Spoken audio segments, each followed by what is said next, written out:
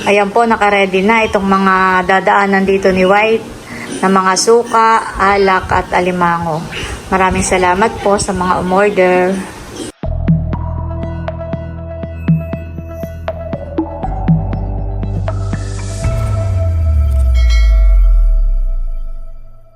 Hello po, magandang umaga sa inyong lahat. Ayan, bali, meron pong umorder sa atin ng mga bossings lambanog. Si ate po, at yun po ay ipapadala daw po sa Pampanga.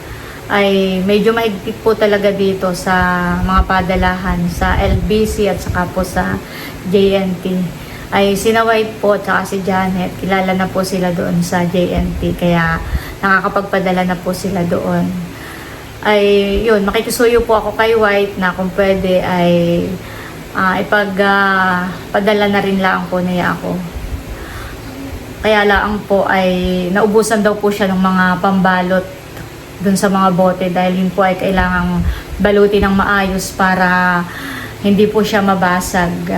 Ayun, bali, ihahatid po namin ni Bossing sa Nakar at sina White naman po ay paalis na po sa ngayon 23, paluwas na po sila. Ay dadalahin na lang po nila at doon na lang daw po niya babalutin sa Tagaytay. Doon na rin po nila ipapadala. Ayan, at bukod po dun sa bossing lambanog ay umorder din po si ate ng dalawang 1.5 na suka. Ayan, at nag-order din po sila ng mga sukang spicy kay White. Ayan, maraming salamat po kay ate at kuya sa pag-order po sa akin ng mga bossing lambanog. At nakausap ko na rin po si White at Janet ay timbangin ko daw po para ma-estimate po nila kung magkano po yung pagbabayaran sa padalahan. Gawa ng, yun po ay depende rin sa layo at depende rin po sa bigat po ng ipapadala. Titimbangin ko na po yung mga alak, saka po yung suka na ipapadala natin. Ito po yung bago nating timbangan na binili po natin ang napunta kami ni Bossing sa bayan. Ito naman po yung nagagamit ko na kaya lang ay pagkakatapos ko pong gamitin ay ibinabalik ko po. So, kala po ako ng alak.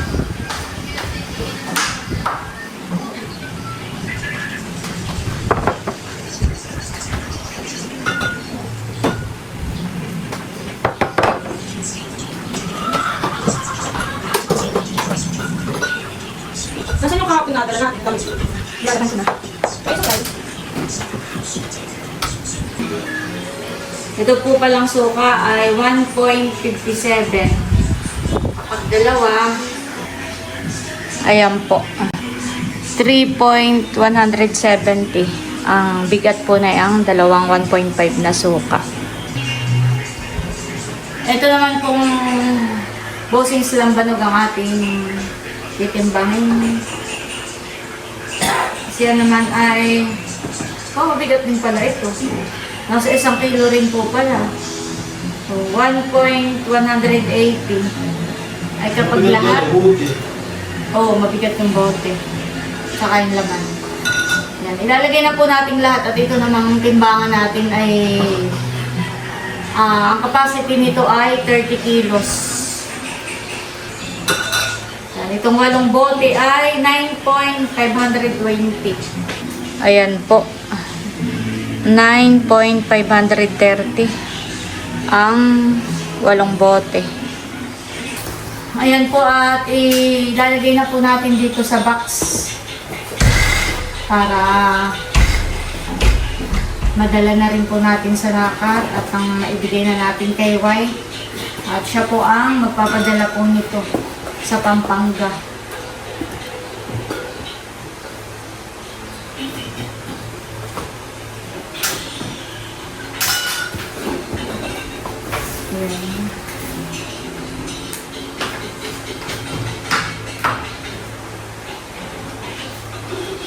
Sasama ko na rin po itong isang bote na papadala ko naman po ito para kay Sir Leo.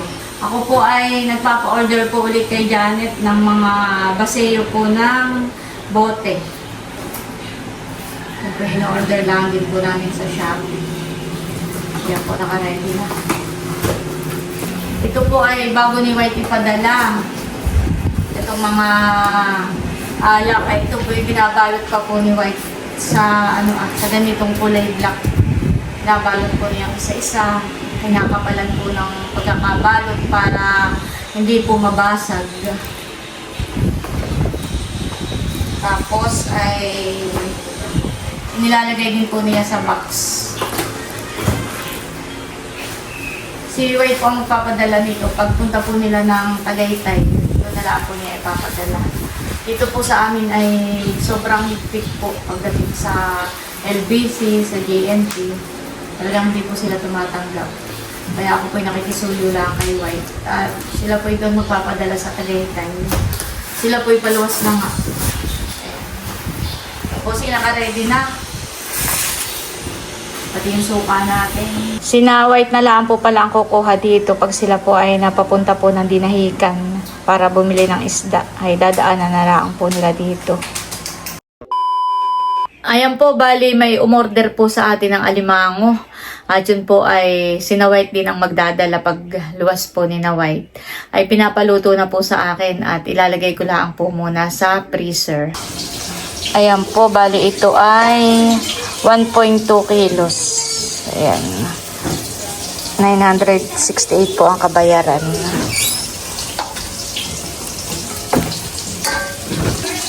$558 po ang kabayaran naman ito. Siyam na guhit. Ayan po, bali. Lulutuin ko na po ito at ilalagay ko lang po sa freezer. Para pag alis po ni na White ay maipadala ko po sa kanila. Ayan po at ito na yung alimango. Bali, pinakuluan ko na po.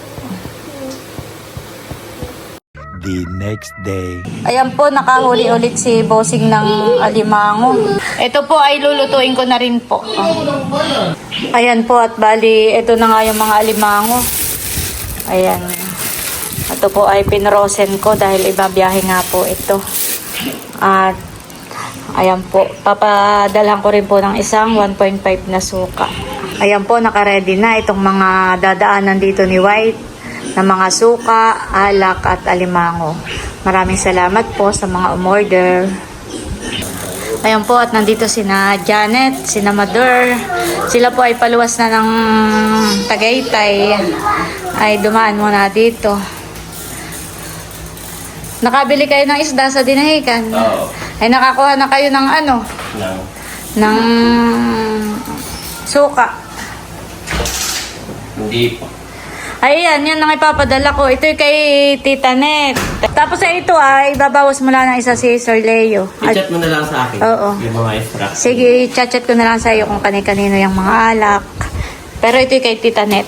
Ayan. Lahat ito. Oo. Tsaka yan i-send ko na lang kay Tita Net yung kung magkano ito. Dahil tulog po. Ay, kayo kumain muna. Ako'y nagluto ng munggo. Ayan po at ako'y naghahayin na po ng ulam. Ako'y nagisa po ng munggo. May ginadati ni kahit hindi nabasa eh. Hindi ko alam na kayo dito magtatanghalian. Kaya ko na may nilutong munggo. Hindi ko naman nababasa yung chat ni Mador na at ako'y busy. Ako'y naglinis ng bahay, naglalaba, ay hindi ako mahawak ng cellphone. Kaya hindi ko nababasa. O, kain na tayo. Salamat ate sa iyong ever ready na tanghalian. Hallelujah, Jesus, O God. Lord, we praise and honor you, Panginoon. Salamat po sa mga pagkain na sa aming harapan. Pagpalain mo nga po ito, Lord, at maging kalakasan po ng aming katawan. At salamat po sa buhay ni Ate Nels na siya nag-prepare ng mga pagkain na ito, O God. Ibalik mo yung mga nawalang lakas sa kanya at yung mga biyaya po sa kanyang buhay. In Jesus' name, amen and amen. Amen. Kain na kayo. Kain na, barunto. Ito. Si Bobby po ay tulog. Nakatulog si Bobby. O, kain na kayo para sa biyahe. Kayo hindi magutom. Wow! Pang-araw-araw. Hindi alam na kami dito kakain pa yung alimango. Hindi pinaghandaan. Ito pa. Para bago umuwi ng Verona, makatikim man lang na limango. Usually kami nakakakain. Pag kami nabiyahe, makababa na ng punto.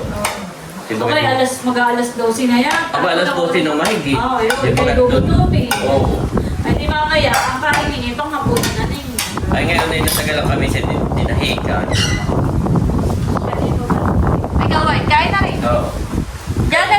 Grabe kataba yung ano. Oo. Akin na tayo. Akin na ano. Kunan mo si Kuya ay ng ano. Nanay ko pag nakain ka po ng alimango. Kapi na. Bubuksan ko lang. Wow. Ayun. Init. Grabe.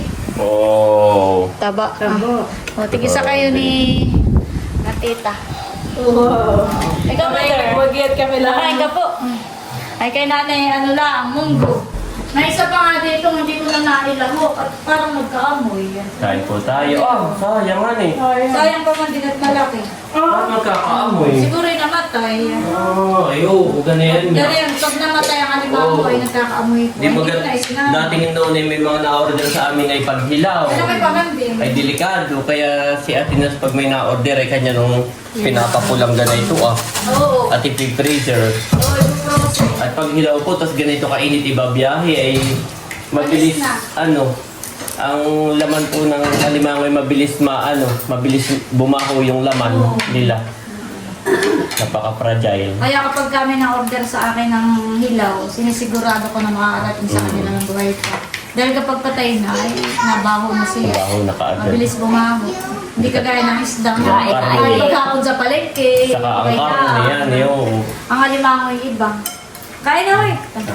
Pero kapag kaluto na, hanggang kagaya ng order ni Tita Net, Mas safe na siya. oo, niluluto ko na at pinoprosen ko Oo. para kahit ibiyahe. Asan yung Okay. feeling yung ate? Ang alin Okay, kain Ah, mo. sige. Kakain rin po ako. Kain ang kanyang... Oh, ito ang pang ano ng sipit Mandal ako. Si Bobby. Hindi na nakakain. Ay, kayo yung mga nakakain. Kala ni Ma'am... Ha, mga nakakain na kayo naman. Kamay na kayo, ate? Ayun. Kayo, ate? Hindi pa kami... Abo, mamaya. Ay, nauna pa pa. pala kami. Ay, wala pala ka doon. Ay, wala pala kami mga kabahay ko. Nasa pispan na Kuya Emil. Sila may lutay nga sa taas.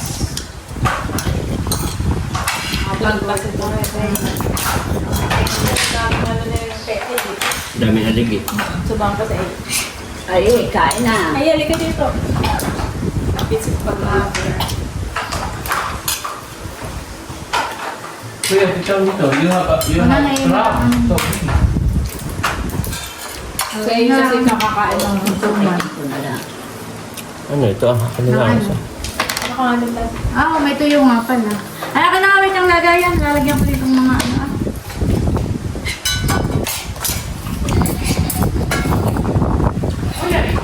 Ano ba ang sipit dyan? Aba.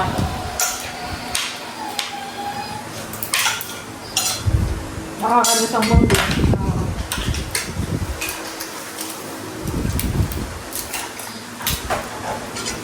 Lugar hindi ko.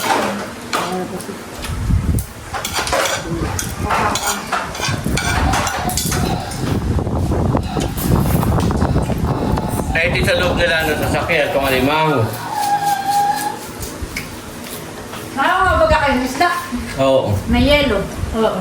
Maaari din isama niyo doon. Ay, puno nga eh. Ah, puno. Ay, sa loob na lang ng sasakyan. Oh, wala pa nga ng yelo. Baka Bibili pa ulit ng yelo. Sila bagay saan? Sa Laguna? Ano? Ayan, kainan time po. Bago bumiyahe. Ayan po at nilagyan ni White ng mga plastic.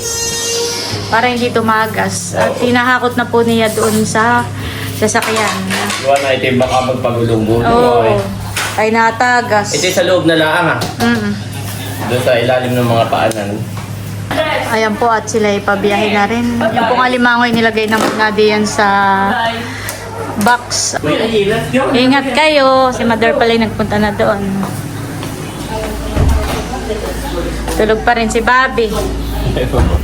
Wala na akala mo. Wala lang. Alam mo kung saan saan na nakarating nga eh. Makapain at lahat ng mga kasama. Ako'y magsasalin uli ng kuwat. Ako'y may bote na uli. Bye-bye, Kuya Ayi. Ito yung bote mo. Eh, ba't nakahiga? Abay, inihigang at baka mami matumbay mga basag.